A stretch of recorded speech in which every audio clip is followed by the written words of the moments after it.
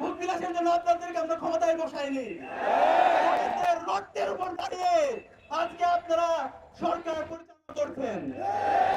আপনাদেরকে অনুরোধ করবো যে গণহত্যা এবং যারা পরিচালনা করেছে আওয়ামী লীগ এবং তার দূষরদেরকে দ্রুত সময়ের মধ্যে যেন বিচারের আওতায় নিয়ে আসা হয়, নাহলে আমরা আপনাদের বিরুদ্ধে আন্দোলন শুরু করবো।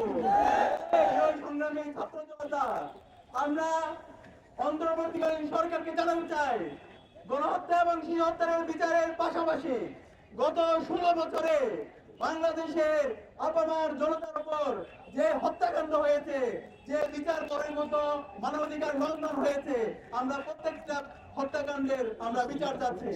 2006 সালে 27 অক্টোবরে যে গণহত্যা হয়েছে, 2009 সালে পিলখানার যে হত্যাকাণ্ড হয়েছে, 2013 সালে আল্লামা দেলোয়ার হোসেন সাঈদীর পরবর্তী সারা দেশে যে গণহত্যা হয়েছে, 2013 সালের 5 মে সাপ্লাই যে গণহত্যা হয়েছে, 2018 সালের যে নিরাপদ সড়ক আন্দোলন নিরাপরাধ শিশুদের উপর যে নির্বিচারে হামলা, প্রতিটি ক্যাম্পাসে রাজশাহী বিশ্ববিদ্যালয়ে আমাদের শহীদ নুমানু ভাইকে শহীদ করা হয়েছে এবং আমাদের চট্টগ্রামে শহীদ সাকিব ভাইকে নির্মম হত্যা করা হয়েছে এবং প্রতিটি ক্যাম্পাসে যে হত্যাকাণ্ডগুলো হয়েছে, শিক্ষার্থীদের উপর নিপীড়ন হয়েছে, আমরা প্রত্যেকটা হত্যাকাণ্ড এবং নিপীড়নের আমরা বিচার চাচ্ছি।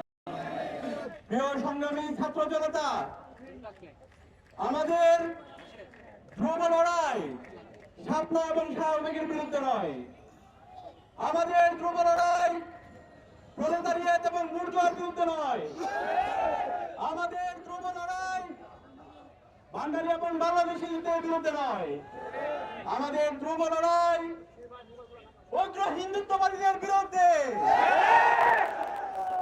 উগ্র হিন্দুত্ববাদীদের বিরুদ্ধে লড়াই করতে গিয়ে আমাদের যোদ্ধা ছিলেন শাহজালাল রহমতুল্লাহ আলাইহি। উগ্র হিন্দুত্ববাদীদের বিরুদ্ধে লড়াই করতে গিয়ে আমাদের যোদ্ধা ছিলেন শাহ পরান রহমতুল্লাহ আলাইহি।